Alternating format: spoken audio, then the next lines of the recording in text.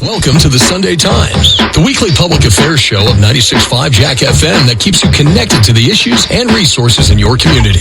With your host, Lee Callahan. You're listening to the public affairs show of your favorite local iHeartRadio station in Seattle. I'm Lee Callahan, and now we're going to talk about something real important that you can help out with, restocking our blood supply. Donating is fun. You get cookies, and you feel really good about yourself afterwards. Curt Bailey is the CEO and president of Bloodworks Northwest. Good morning, Curt. Good morning, Lee. Wonderful to be back with you. Good. Thank you. It's great to have you on. So here's my question. We were in a code red at the end of 2022. How's it going now? And maybe first tell us what a code red is. Well, a code red is an alert that we send out rarely, but on occasion, to the community that not only are blood stocks low, but the number of appointments and donations is low also, so those stocks are only going to get worse. Yeah.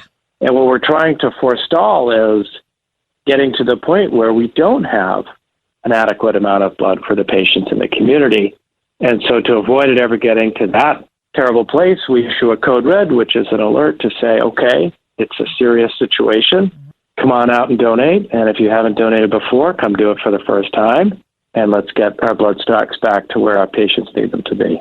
What's cool is that Western Washington responds. They're on it. You've got people that come in when they hear about this code red. Am I right? It's absolutely true. What's really remarkable about our communities, and our communities, of course, are our friends and our neighbors and our colleagues and all these people that live in the Pacific Northwest, is they care. Yeah. And they care deeply about one another, and they care deeply about ensuring that patients can get the blood they need. And surely part of it is because, a lot of us are going to need a blood transfusion someday.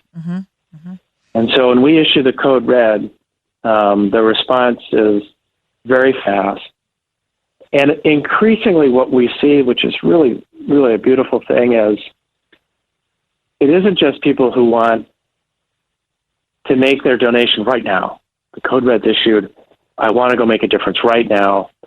It's also people who say, I bet they're going to need blood for a little while to come. I'm going to make an appointment for 2 weeks from now. Yeah. And that is just as valuable.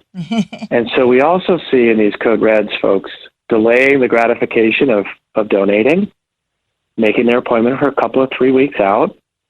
And that helps protect the blood supply from dipping down again after a code red.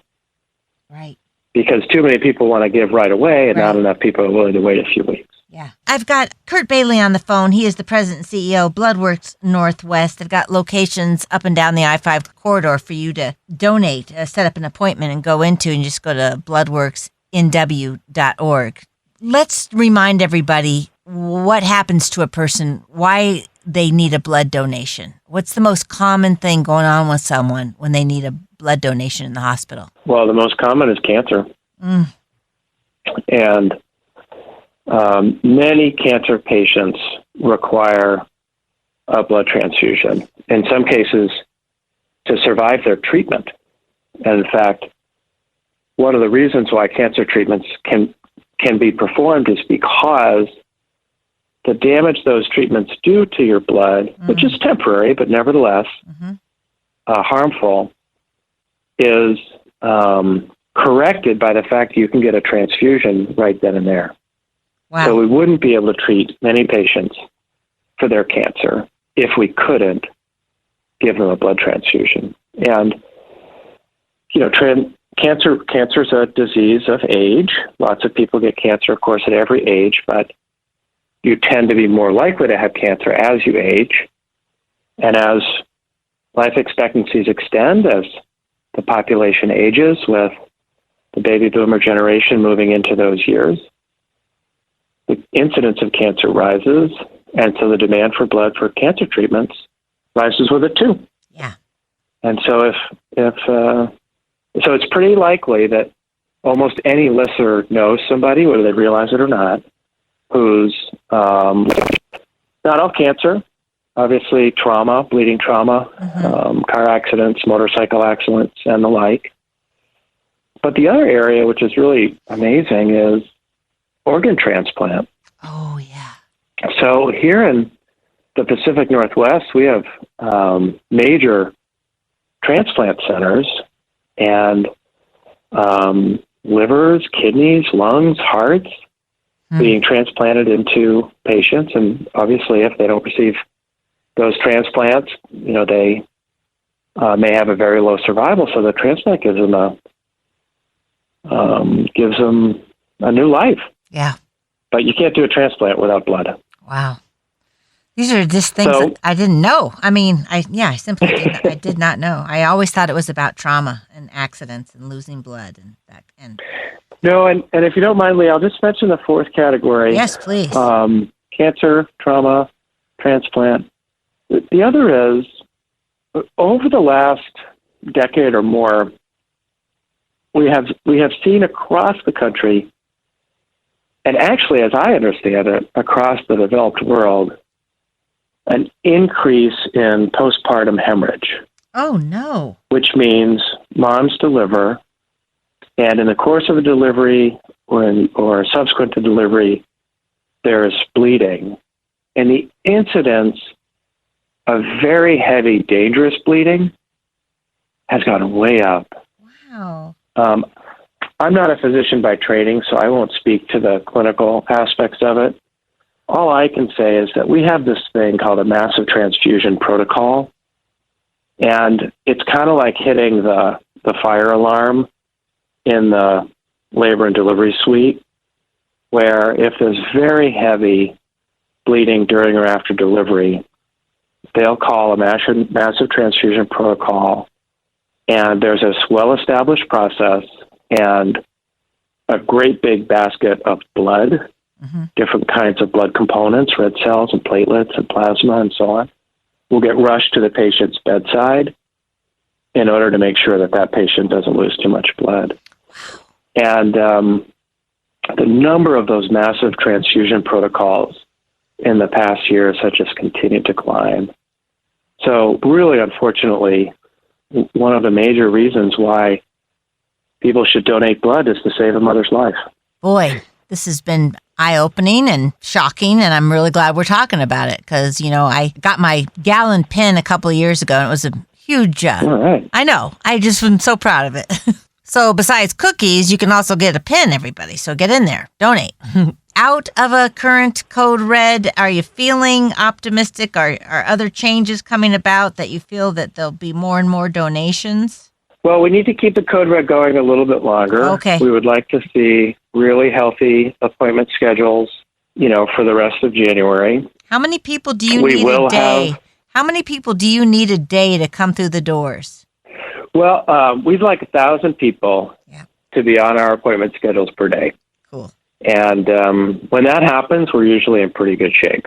Okay. And not everybody will be able to donate on the day. Sometimes someone's iron level might be a little low. Yeah. Sometimes they maybe came back from a recent trip and didn't realize it was in an area with malaria and they won't be able to donate for 3 months, But those things should just be a temporary setback. Folks should make their appointment right away to come back. And so we account for the fact that some people get deferred. And, we get it that sometimes life happens and people can't show up for their appointment. And in those cases, we just ask, give us a call and reschedule as soon as you can. But 1,000 people per day on the appointment rolls, and we'll be in good shape. So I interrupted, and I'm sorry, but I think you were going to talk about some reasons for optimism. Well, the pandemic caused major turmoil in the blood supply for the entire United States. Yeah. And the Pacific Northwest adapted really well. And one of the things that we decided to do was we would really reduce our programs collecting blood at businesses and schools, in part because those were empty places anyway. And we created our pop-up donation center, pop-up blood drive concept, and instead started collecting blood in venues like T-Mobile Park or Providence Park or the Boeing Museum of Flight. And that was a great way to ensure an adequate blood supply, giving some convenience to members of the community to come donate in places if they chose not to come to one of our donor centers. But that could only last for so long. And now what we're in the middle of doing is bringing back our mobile blood drives and our mobile blood buses out into the community. And that takes a little time to ramp up. Yeah. And you might recall something called the Great Resignation. And we confronted that too, like a lot of healthcare. We had we lost a number of our colleagues who chose to go do other things with their lives, and we had to rehire. And Lee, we had to retrain, and it takes a long time to train somebody to draw blood. Wow. And we're still ramping back up. We're at the highest staffing we've been in a long time. Good. But we also have to make sure they're fully trained. And it's just it's a bit of a process to recover from a pandemic as it happens. Yep. So I'm optimistic about the trajectory, but we're going to have a bumpy year this year as we just bring back all the programs with all the staff that we used to have. Yep. Those blood mobiles need staff. Now, you used to really score when you parked those things outside of Boeing. What do they call them? Boeing plants. Oh, my God. Is that right? Boeing has been, we say Boeing. Of course, it's Boeing employees and it's Boeing employee family members. Yeah. And I can't prove what I'm about to say. Okay. But I'm going to say it anyway because I think it's likely true. And even if it's not perfectly true, at least it signifies something really important. And here, I actually think the Boeing company is probably the largest single source of donations of blood in the history of the United States. That's so cool. And the reason is because they have been in it for so long. And they've been so committed to this idea of we take care of each other. And one way we take care of each other is we give blood. And Boeing's a big community all across the nation in their different factories. And so I actually think Boeing has been the largest single contributor of blood donation in the United States, which is pretty awesome. It really is. And you have thrown down the gauntlet for other companies to get it together and compete with Boeing, Microsoft, all you big guys, Amazon. Get on it, Amazon. Jeez. That's great. I do appreciate the convenience of the blood mobiles coming around to offices. And so those two need more employees. Is that right? We're not fully staffed yet, Lee. Okay. We're getting way closer. I was just looking at the stats this morning, and I love this trend of every month we've got more specialists able to collect blood. But we're not quite where we need to be. We lost a lot of people over the course of the pandemic, and so we're still hiring. But it's a cool place to work, right? We think so. Yeah. I mean, every day you get to interact with folks who are happy to be in the chair, and you know that what you're doing as a blood collection specialist is, part of a connection that saves somebody's life. Yeah. And that's a pretty special thing to be a part of. Can you apply right at bloodworksnw.org? Sure can. Okay. Another thing, are you still especially short on type O positive and type O negative? Is that always the case? It does tend to be the case, Lee, for the simple fact that type O can be transfused into almost all patients. And so you don't have to be type O to receive type O. You could be type A, or you could be type B, or type AB. And because it's the only blood type, type O is the only blood type that can be used that way. That's why it's called the universal donor.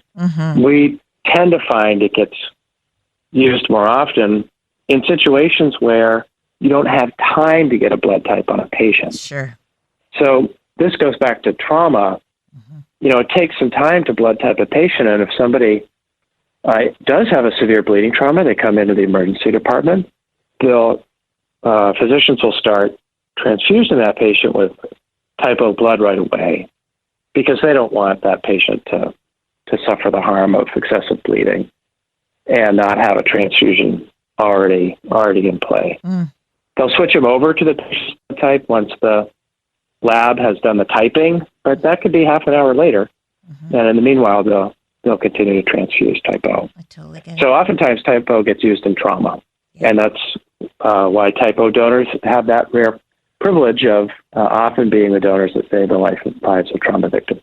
Hey, everybody, on the phone with me is the president and CEO at Bloodworks Northwest, Curt Bailey. You talked earlier about sometimes when you show up, maybe you're iron poor blood, or maybe I'm wondering, is there a good way to prepare for a blood donation the night or the week before? Like maybe have a steak or drink a bunch of water.